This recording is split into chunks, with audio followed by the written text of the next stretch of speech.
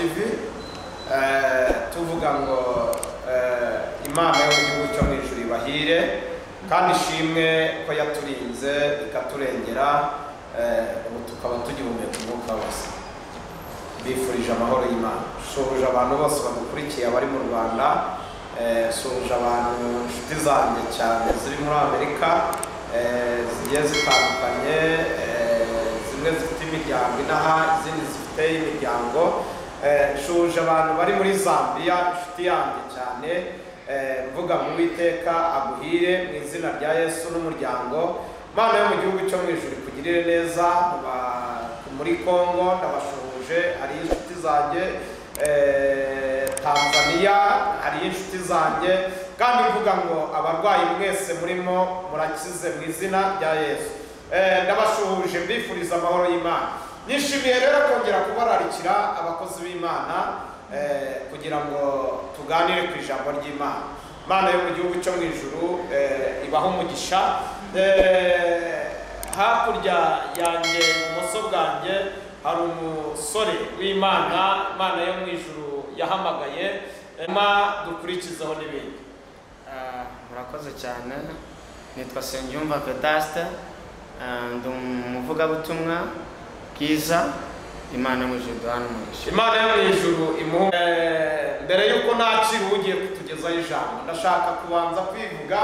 Nanjye nitwa Nsengiyumva Emmanuel, urumva yuko duhuje na Nsengiyumva Vedaste, baraga n'amavuta, twahamagariwe gukorera Imana. Haleluya. Twivugira haba mu bibi haba mu byiza, haba dushonje haba tudashonje, haba turwaye haba tutarwaye, haba imvura igwa haba itagwa, twahamagariwe kugira gute kuyikorera, kandi aho yadukuye hari habi, Nsengiyumva hari habi. Mana yo mu ijuru ishimwe kwigi tuvana ahantu twebwe tutabasha kwivana. Mana ishimwe. Nge nitwa Nsengiyumva Emmanuel, pastor baho. Mana yo mu ijuru iduhana umugisha. Ndi umugabo ndubatse, madamu ni wabundi Nyiraneza, Nyiraneza nzabaho ubuhamya muhumure.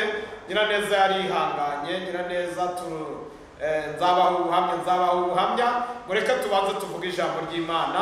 Kuri Baho TV ni ukumva ijambo ry'Imana ariko tukaryumva tunihana. Imana itugirire neza. Nabazaniye rero umukozi w'Imana, umumama nkunda cyane, vuga Imana neza, ari ugiye kutugezaho ijambo ry'Imana. Mbere yuko atugezaho ijambo ry'Imana, reka banza twibwire. Murakoze. Nitwa Uwimana Françoise, ndi umudamu wubatse, mfite umugabo umwe n'abana, ndi umuvugabutumwa bwiza. Yesu aduhana umugisha. Imana yo mu ijuru imuhe umugisha. Afite umugabo umwe n'abana. Imana yo mu ijuru ibahe umugisha bose n'umutwara ahari. Ni umuntu ukunda gusenga, Imana imuhe umugisha ahari hose. Uwiteka mugirire neza. Mbere yuko rero Fani atugezaho ijambo ry'Imana, reka nsabe Nsengiyumva Emmanuel asenge amushyira imbere y'Imana. Data, mu izina rya Yesu tunejejwe no kuba turi aha ngaha, izina ryawe nishyirwe hejuru. Turi muri wa mwanya w'ijambo ryawe, turi muri wa mwanya wo kuganira nawe. Rero nyemerera ubwiza bwawe bumanukira aha ngaha imitima yacu. Ndakwereka uyu muja wawe agiye kugabura ibyawe. Ndasenze kugira ngo izina ryawe ribe kuri we, hanyuma akoreshwe nawe, imbaraga n'umwuka wera bikomeze bane nawe. Dusabye twizeye mu izina rya Yesu, amen. Umugisha. Yesu nashimwe cyane. Amen. Shimiye Imana cyane kubw'umunsi wa none. Ndifuza ko twaganira ku magambo ari muri Samweli wa mbere ibice 17 umurongo wa 26. Ni ijambo nahaye umutwe uvuga ngo guhamya. Ni ukuvuga ngo iyo uhamirije Kristo, haba mu byago haba mu byiza haba mu bigeragezo, igihe cyose aba yiteguye kuza akagutabara. Reka nsabe bansomere Samweli wa mbere ibice 17 umurongo wa 26. Haravuga ngo Samweli wa mbere ibice 17 umurongo wa 26. Haravuga ngo maze Dawidi avugana n'abantu bamuhagaze iruhande ati uzica uwo Mufilisitiya nguzica uwo Mufilisitiya agakuraho Israheli igitutsi ngo bazamugororera bate ngo mbese uwo Mufilisitiya utakebwe usuzugura ingabo z'Imana ihoraho ngo ni muntu ki ngo abantu baramusubiza bati uko niko bazagororera umuntu uzamwica. Reka tumanuke ku murongo wa 32. Dawidi arongera aravuga ati aha kuri 32 ngo Dawidi abwira Sawuli ati ntihagire ukurwa umutima nawe ngo umugaragu wawe ngiye kurwana n'uwo Mufilisitiya. Yesu nashimwe cyane. Iri jambo ryamfashije cyane, nahasomye numva ndafashijwe. Nimugoroba nibwo narindi kubwira Imana ntimana mvuga n'iki n'ubwoko bwawe, ariko numvishije Imana inyemerera ko tugomba kuganira aha hantu. Ni ijambo nahaye umutwe uvuga ngo guhamya Kristo. Yesu nashimwe cyane. Ijambo ry'Imana ritubwiye ku nkuru y'umugabo bita Dawidi. Dawidi yahuye n'amateka menshi atari yoroshye nk'umwana w'umuntu. Yesu nashimwe cyane. Dawidi yavutse mu muryango wari umeze neza. Dawidi arangije kuko yari umwana umeze nkaho ari umudamu wundi ku ruhande, umuryango yavutsemo uramwirengagiza. Ni umugabo wavutse abyawe n'umugabo bita Yesayi. Mu yandi magambo, Yesayi byagaragaraga ko yari afite urugo rwe. Yesu nashimwe cyane, afite n'abana be. Ariko ngo aka kana ka Dawidi akabyaye ku ruhande baragatererana ntibakitaho, baragafata bakajugunya iyo ngiyo mu ishyamba, karagenda akajya kwibera mu ishyamba. Yesu nashimwe cyane. Ni ukuvuga ngo ise yaritegereje abona yuko abandi bose yibyariye ku mugore w'isezerano. Reka mbivuge gutyo kugira ngo abankurikiye babyumve neza. Yesu nashimwe cyane. Umudamu wa Dawidi mukuru ni wari w'isezerano, umudamu wa Yesayi. Noneho yari afite abana, afite n'umudamu bubatse muri make. Nibwo Yesayi yagiye yibyarira ku ruhande, abyara aka kana kitwa Dawidi. Kamaze kuvuka kageze mu myaka y'ubusore, ngo abana bene se barakitegereza, barareba babona ntabwo gakwiye kuba muri uwo muryango. Yesayi biramucanga, arangije aravuga ati wakana we rero genda wigire mu ishyamba ujya kuragira intama zanjye. Akana karagenda akajya kwibera mu ishyamba. Yesu nashimwe cyane. Yibera mu ishyamba, kuba mu ishyamba biramunyura. Yesu nashimwe cyane. Aba mu buzima bwo kuba mu ishyamba, yigumiraho ngaho nyine. Ariko nubwo bwose bamuhitiyemo kuba mu ishyamba, Imana yakundaga uyu mwana w'umusore cyane. Yesu nashimwe cyane. Yibera mu ishyamba, ngo yari afite inanga akazajya acuranga, akomeza gukurikirana intama za papa we. Yesu ashimwe cyane. Ishyamba ziriya ntama zari zirimo ryari ishyamba rikomeye cyane kandi ririmo ibisimba byinshi, ngo intare n'idubu n'ibisimba bitandukanye ngo byazaga bihiga intama za se wa Dawidi. Yesu ashimwe. Ariko akagira ishyaka, ubuzima yarabayemo bwari bumunyuze. Yesu nashimwe cyane. Inshuti z'umusaraba, hari abantu tubayeho mu buzima bwo kuba mu ishyamba. Haleluya. Hari abantu tubayeho twaratereranywe, abavandimwe baratureka, inshuti ziradutererana, ariko nkuzaniye inkuru ivuga ngo humura. Yesu ashimwe cyane. Igihe Dawidi yamaze mu ishyamba, yari afite Imana yari yiringiye mu mutima we. Imana yasengaga yari imufiteho umugambi. Yesu ashimwe. Nubwo bene se bari bameze neza, na se ameze neza, igihe cyaje kugera kubera ko bari baragatereranye kariya kana kibera mu ishyamba. Ni ukuvuga ngo uko isaha igenda izunguruka, buri muntu aba afite isaha n'umunsi azatabarirwamo. Yesu ashimwe cyane. Mbicagaguye ntatinze, igihe cyaje kugera, Imana yitegereza ubuzima Dawidi abayemo mu ishyamba. Haleluya. Irangije ngo yohereza umukozi w'Imana bita Samweli. Iramutuma, ivugana nawe, iramubwira iti Samweli, genda ujya mu muryango wa Yesayi kuko niboneyemo umuhungu nishimiye. Ngo Samweli ngo abanza gutinya, ngo nangije ngo aravuga ati Semana, umuryango wa Yesayi ndawugeramo gute? Yesu ashimwe cyane. Haleluya. Iyo ufite amavuta y'Imana ufite imbaraga z'Imana byanze bikunze urasenga kandi aho batinya Imana ikahakugeza. ngo Samweli yabanje gutinya kujya muri uyu muryango ariko Imana imuha amakuru. Haleluya. Imana imaze kumuha amakuru y'ukuntu ari bugeremo ngo aragenda amaze kugerayo ngo barabanza bariyeza.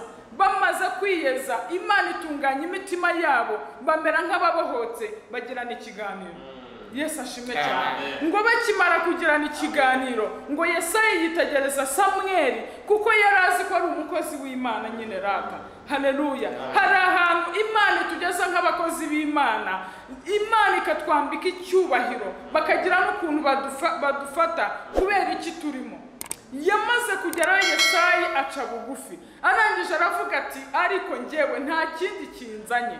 Niyo magambo Samweli yavuze. Yaravuze ati nzanywe no gushaka umwana wawe. Ati Uwiteka Imana yo mu gihugu cyo mu ijuru nkorera yabonye umwe mu bahungu bawe. Haleluya. Harimo umwe mu bahungu bawe Imana igiye kugira umwami wa Isiraheli. Haleluya. Ngo iryo jambo rikimara kugwa mu matwi ya Yesayi atekereza abana bandi b'umudamu mukuru ngo arabahamagara bose bashyira aho ngaho. Noneho Samweli nawe yari yicaye aho ngaho ategereje kureba abana baribo. Yesu ashimwe. Ngo bamumurikira uwa mbere yitegereje asanga ntabwo ari we, abamumurikira uwa kabiri yitegereje asanga ntabwo ari we. Ngo noneho Yesayi ngo akimara kumumurikira abana bose ngo Samweli arareba abona uwo Uwiteka ashaka ntawe urimo. Yesu ashimwe cyane. Ngo biba ngombwa kuko bari bamaze kumwereka ko abana bose bashize. Yesu ashimwe cyane. Hari igihe tubaho mu buzima bwo kwibagirana, abantu bakatwibagirwa, abatubyaye bakatwibagirwa. Ni ukuvuga ngo uyu mwana igihe yari amaze yibera mu ishyamba nta nubwo abana mwibukaga. Yesu ashimwe. Ariko nubwo imiryango yari yaramwibagiwe yaramutereranye, hari Imana ishobora byose inshuti z'umusaraba. Haleluya, haleluya. Hari Imana ituzi, hari Imana izi ubuzima bwose ducamo, hari Imana idufiteho umugambi. Nituyikomezaho nayo izadukomeza inshuti z'umusaraba. Yesu nashimwe cyane. Byabaye ngombwa ko Samweli yaje kubaza ati atari ko se abana bawe bose unyeretse n'abangaba. Ngo Samweli arangije Yesayi arangije aratekereza ngo yibuka ko hari akana gatoya yibyariye ku ruhande kari mu ishyamba. Ngo arangije ngo ahita avuga ngo ngo ndibutse ngo hari agaherehezi ngo kari mu ishyamba. Haleluya. Yesu ashimwe cyane. Iyi saha yo gutabarwa k'umuntu yageze nakitambika Imana. Nasomye ijambo rirambwira ngo ni Imana ifungura ntiyagira ufunga, ngo kandi yifunze ntawe ufungura. Iyi Imana yamanukiye gufungura umugisha w'umuntu byanze bikunze nta kintu kiwitambira. Ni ukuvuga ngo isaha yo gutabarwa kwa Dawidi yarigeze. Yesu nashimwe cyane. Ngo Samweli akimara kumva ayo magambo ngo hari akana k'agahererezi kari mu ishyamba ngo atanga itegeko ngo aravuga ngo uyu munsi ntago muri bujya ku meza, nta kintu na kimwe muri bukore mutabanje gushaka kariya kana. Yesu ashimwe cyane. Inshuti z'umusaraba, abagutaye igihe kirageze kugira ngo bagushake, abakwibagiwe igihe kirageze kugira ngo baze bakwishakire. Yesu nashimwe cyane. Dawidi yabayeho mu buzima bwo kwibagirana, nta muntu wigize amwibuka, yari afite imiryango ikize imeze neza, ariko isaha yo gutabarwa igeze biba ngombwa ko hashyirwaho itegeko. Wa wundi bari baratereranye baba aribo bajya kumwishakira. Yesu ashimwe cyane. Ndagira ngo mbabwire ngo badutaye baraje badushake, bariya bose batwibagiwe baraje badushake. Nasomye ijambo rirambwira ngo nibo bazadushaka ntabwo ari twe tuzabashaka. Yesu nashimwe cyane. Ngo baragenda bajya guhiga Dawidi ahantu yari ari, kuko isezerano ryo kugira ngo risohore rya Dawidi ryari rigeze. Baragiye baramushaka, baragenda baramushaka. Bakimara kumubona ngo Samweli ako kanya yari amutegereje, atanga itegeko ngo ntago bari bujye ku meza mutaraza. Haleluya. Yesu nashimwe cyane. Ndashimira Imana ko hari abagiye kudushaka. Ndashimira Imana we, itegeko riravuze ngo nta muntu uri bujye ku meza ntaraza. Haleluya. abadutereranye bagiye kuza badushake, babandi batwibagiye bagiye kuza badushake. Yesu nashimwe cyane. Hari abazarya ntarahagera, hari abatazagira icyo bigezeho ntarahagera, hari abatazakoresha amakwe tutarahagera. Nibaze badushake mu izina rya Yesu Kristo. Yesu ashimwe. Ngo bakimara kubona Dawidi ngo baramutwara bamusubiza mu muryango we, ngo akimara kuhagera ngo Samweli amukubisa amaso ahita yuzura imbaraga, yuzura umwuka wera. Ngo yari afite ihembe ry'amavuta, ngo arangije ngo amusuka ku mutwe, ngo guhera uwo munsi amateka ya Dawidi arahinduka. Yesu ashimwe cyane. Haleluya. Ngo agaciro ni amavuta pastor. Yesu nashimwe cyane. Haleluya. Dawidi akimara gusukwaho amavuta amateka yarihindutse. Nari nshatse kubanza kubisobanura gato kugira ngo n'abankurikiye babyumve. Nukuvuga ngo ahangaha twasomye ku murongo wa 26 ngo maze Dawidi ngo avugana n'abantu bamuhagaze iruhande ati uzica uwo Mufilisitiya agakuraho igitutsi Israheli ngo bazamugororera bate. Reka dusimbuke gato aha kuri 32 ngo Dawidi abwira Sawuli ati ntihagire ukurwa umutima nawe ngo umugaragu wawe ngiye kurwana n'uwo Mufilisitiya. Yesu nashimwe cyane. Haleluya. Dawidi bakimara kumwimika kuko yabaga mu gihugu cya Israheli, yaje gukurikirana amateka yacyo, amenya yuko hari umugabo bita Goliyati uri kukigambanira. Amaze kukigambanira arangije muri wagira ishyaka aravuga ati ariko uwo muntu ni muntu ki ugambira ko kugambanira igihugu cyacu. Abaririza amakuru cyane, akimara kuyameranya arangije aravuga ati hoya ntago byashoboka, ati uwo mugabo ni muntu cyateye ate. Baramumusobanurira, akimara gusobanukirwa aravuga ati njyewe byanze bikunze ngomba gushaka uwo mugabo nkahangana nawe. Haleluya. Yavuze amagambo akomeye cyane ngo abwira Sawuli ati ntihagire ukurwa umutima, kuko uriya mugabo Goliyati baramutakaga cyane imbere ya Dawidi, bakavuga bati ni igihangaje, nta kintu na kimwe bashobora kumukora, afite imbaraga yarwanya intambara nyinshi. Haleluya. Yesu nashimwe cyane. Ibyo ngibyo byo kumutaka ngo Dawidi akimara kubyumva ntiyabiha agaciro cyane, kuko yari afite ikimurimo, yari afite Imana muri we. Yesu ashimwe cyane. Natangiye mvuga yuko iri jambo narihaye umutwe uvuga ngo nuhamya Kristo nawe azaguhamiriza. Yesu nashimwe cyane. Byabaye ngombwa ko aya masaha ntabwo Dawidi yigize aha abantu bantu agaciro, ahubwo agaciro yagahaye Imana asenga, kuko yaravuze ati uwo muntu utarakebwe utinyuka gusuzugura Imana y'Abisiraheli mumunyereke. Ngo abantu ngo bitegereza guhamya Dawidi yari afite, ngo barangije baravuga bati Dawidi uriya muntu ntabwo wamushobora. Yesu ashimwe cyane. Kuri 34 haravuga ngo Dawidi asubiza Sawuli ati umugaragu wawe naragiraga intama za data. Haleluya. Mu yandi magambo Dawidi yarisobanukiwe, kuko yari azi ikintu kimurimo, yari afite Imana muri we. Iyo uhamije Kristo nawe araguhamya. Yesu ashimwe cyane. Inshuti z'umusaraba aho uri hose haranira Kristo, mu byago no mu makuba hamya Kristo, mu bukene hamya Kristo, mu bigeragezo haranira guhamya Kristo. Yesu nashimwe cyane. Ntabwo azagutererana n'umuhamya. Haleluya.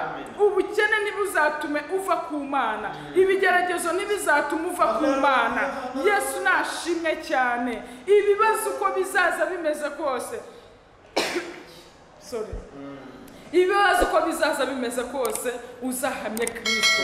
Yesu nashimwe cyane. Haleluya. Ngo arangije ngo agira guhamya muri we ati njyewe naragiraga intama za data. Haleluya. Ku murongo wa 34 ngo naragiraga intama za data, ngo iyo zaterwaga n'intare cyangwa idubu zigakura umwana w'intama mu mukumbi, ngo narahubukaga nkayikubita, ngo nkayiyambura mu kanwa kayo, ngo yamvumbukana nkayicakira kananwa, nkayivutagura nkayica. Ngo nuko umugaragu wawe yishe intare n'idubu. Haleluya. Imana ihabwa icyubahiro. Ngo uwo Mufilisitiya utarakebwe ngo azapfa nk'imwe muri zo, ngo kuko yasuzuguye ingabo z'Imana ihoraho. Ngo Dawidi arongera aravuga ati Uwiteka wandokoye mu nzara z'intare n'idubu azankiza no mu maboko y'uwo Mufilisitiya. Yesu nashimwe cyane. Haleluya. Iyo ufite guhamya muri wowe ntabwo ugira, iyo ufite guhamya Kristo muri wowe ntacyo utinya. Bagerageje kumwereka ko uyu muntu ari umuntu w'igihangaje, bamwereka ko ari umuntu ukomeye, ariko Imana yari murimo imwereka ko hejuru y'ibyo byose bari kumubwira hari imbaraga z'Imana. Yesu ashimwe cyane. Hejuru y'ibiduteye ubwoba, hejuru y'ibiduhangayikishije, hejuru y'ibituma tudasinzira, hari imbaraga z'Imana.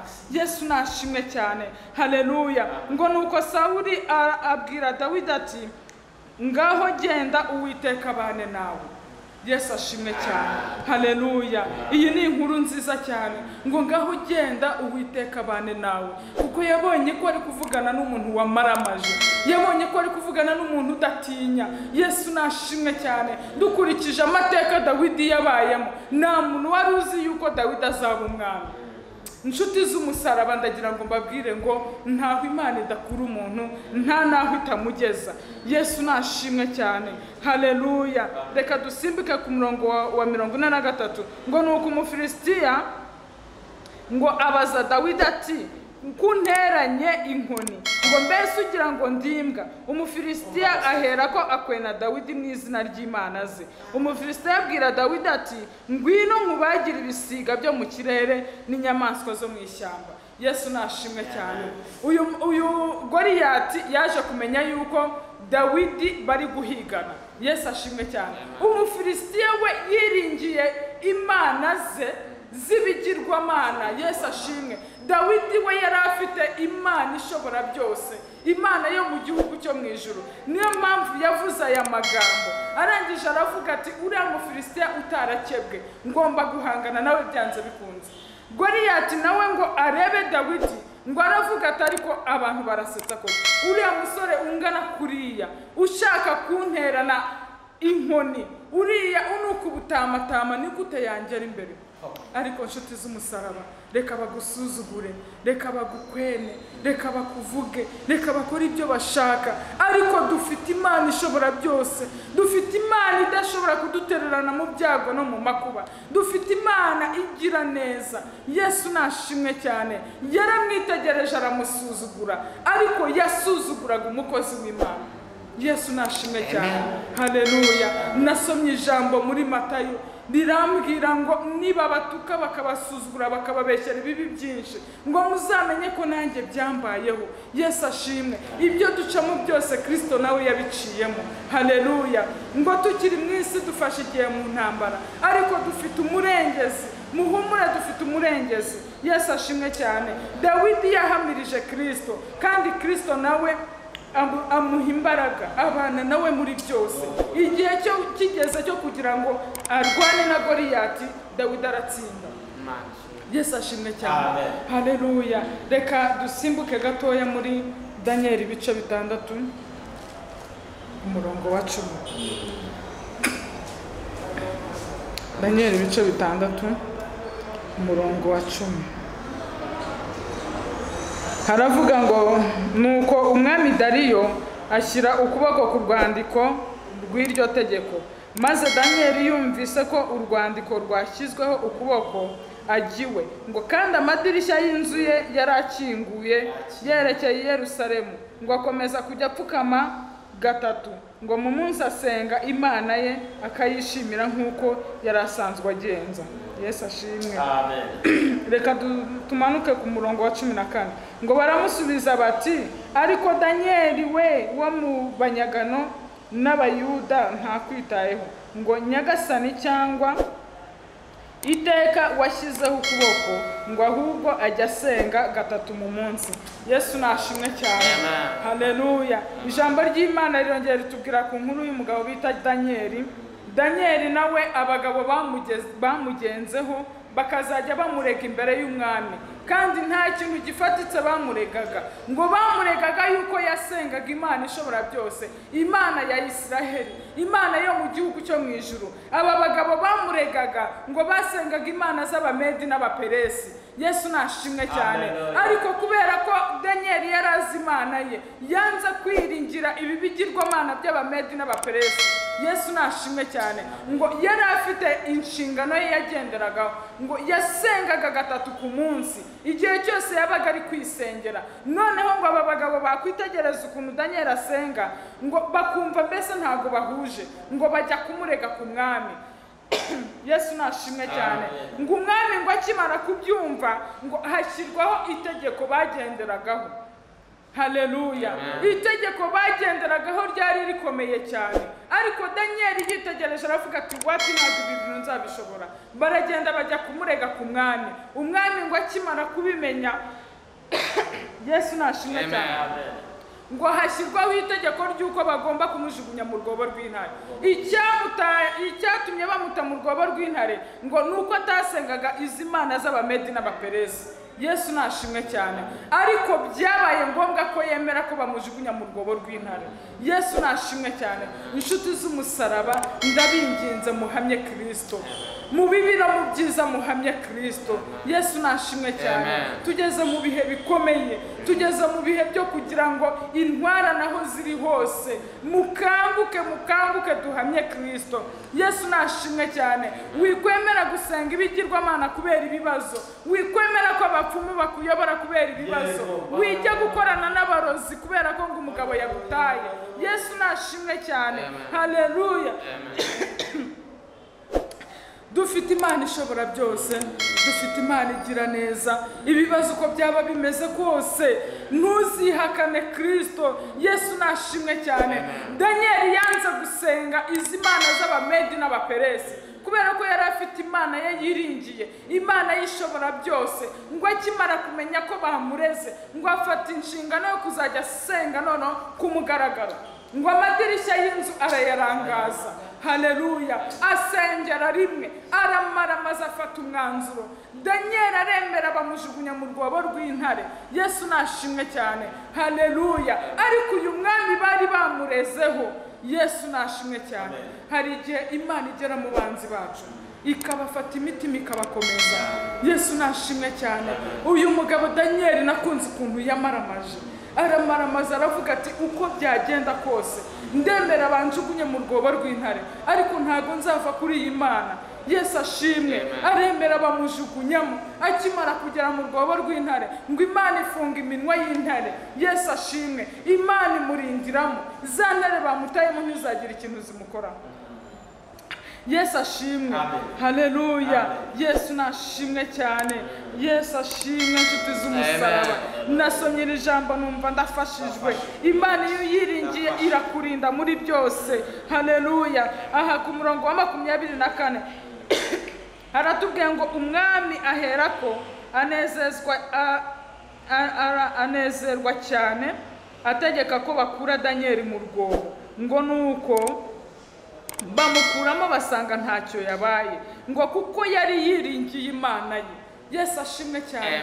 Iyi Mana iyo tuyiringiye iradutabara, ntabwo yadutererana, ntabwo yatureka. Yesu nashimwe cyane. Ngo maze ngo umwami ategeka ko bamuzanira ba bagabo bareze Daniel, ngo babazanana n'abagore babo n'abana babo, ngo babajugunya muri urwo rwobo rw'intare, ngo zibasamira mu kirere, ngo zibamenagurana n'amagufa yabo. Yesu ashimwe. Ahangaha tugeze ahangaha mu bice 18 kumanuka gatoya, hatubwira ukuntu ngo uriya mwami yabuze ibitotsi, nubwo bwose ari we wari washyizeho itegeko ry'uko bajugunya Daniel mu rwobo rw'intare, ariko nawe ntabwo yasinziriye. Yabuze ibitotsi, yarayadasinziriye. Hari igihe abantu bashaka gukina natwe dufite Imana dufite yarangiza ikerekana ko turi abakozi bayo. Ni ukuvuga ngo uyu mwami nubwo bwose yagenderaga ku mategeko ye, ariko yaje kumenya ko ari guhangana n'umugabo udasanzwe. Yesu nashimwe cyane. Gufata umuntu ugatanga itegeko ukavuga ngo mumujugunya mu rwobo rw'intare, kandi akaba ari wowe uhindukira ukajya kumwishakira. dufite Imana ishobora dufite Imana dufite Imana ishobora byose inshuti z'umusaraba Amen. dufite Imana igira neza dufite Imana idashobora kudutererana mu byago no mu makuba haleluya hari igihe bariya baducukuriye inzobo haleluya Yesu ashimwe ari Imana izakoresha bakaza kudutabara uyu mwami nawe yareye adasinziriye kuko yarajugunye umuntu udasanzwe ngo arara adasinzira abura amahoro ngo mu gitondo kararazinduka aba ari wo wigendera yamubwiye amagambo meza ati emera ibyo bagiye kugukora babigukore ati Imana usenga iri bugutabare hari igihe bazaduhamiriza nshuti Imana ihimbazwe hari igihe bazaduhamiriza hari igihe Imana dusenga iziyerekana hari igihe Imana dusenga izigaragaza Yesu nashimwe cyane dukomeze duhamye Kristo mu bibi no mu byiza hamya Kristo umukristo ufite Kristo ntacyo atinya Yesu nashimwe nta kimukanga ibibi byose uko byaza bimeze tugomba guhora duhamya Kristo Yesu nashimwe cyane ndafashijwe mu izina rya Yesu Kristo kandi ndibaza ko n'abankurikiye namwe mukomeze muhamye Kristo mu bihe tugezemo mu buhamye Kristo ibizazi ibyo ari byo byose ntibizabakure ku mwami Yesu Kristo Yesu naduhana umugisha Yesu nashimwe cyane haleluya Yesu ashimwe cyane arakoze umukozi w'Imana Fani Imana yo mu ijuru imuhe umugisha ndanezerewe kandi ndishimye nta kindi narenzaho kubyo avuze duhamye Kristo kandi tumenye yuko watawe Uwiteka mwibutse uyu munsi Yesu ashimwe cyane abari barakwanze barakugarukiye abari barakujugunye baragarutse kandi vuba cyane byewe byambayeho yabivuze numva byambayeho igihe kizagira tubibabwire ariko uhumure wizere Imana kandi wizere ko ari umugabo ukomeye ufite imbaraga zirenze abo mu isi bose icyo nzi nuko n'umwizera azagira gute azakurwanira Fani Imana iguhe umugisha n'ubundi uritanga witanze n'igihe cyose uritanga ese kuri iyi channel TV baho ni tugutumira uzagaruka nzagaruka rwose nta kibazo Imana imuhe umugisha kandi mugirire neza ari umukozi w'Imana Nsengiyumva uhora witanga nawe nituguhamagara ngo uze ufashe ubwoko bw'Imana uzaboneka Imana yo mu ijuru imuhe umugisha reka sabe nanone Fani yongere yibutsa abantu nomero ziwe kuba mukeneye mumugisha inama zikujya inama n'ukuri n'umugore nabonye rwose uhamya Kristo mu kuri no mu mwuka witandukanyije n'ibibonetse byose arangije akurikira Imana yonyine wamuhamagara kukugira inama wamuhamagara mugasenga uyu nguyu ni umukozi w'Imana Imana imuhe umugisha reka ubwire abantu nomero zawe nomero zanjye ni 078 21 56 450 Imana yo mu ijuru imuhe umugisha Nsengiyumva hari abantu baguhamagara abagabo abasore ababyeyi abakobwa kugira ngo musengane Imana bakubona gute 078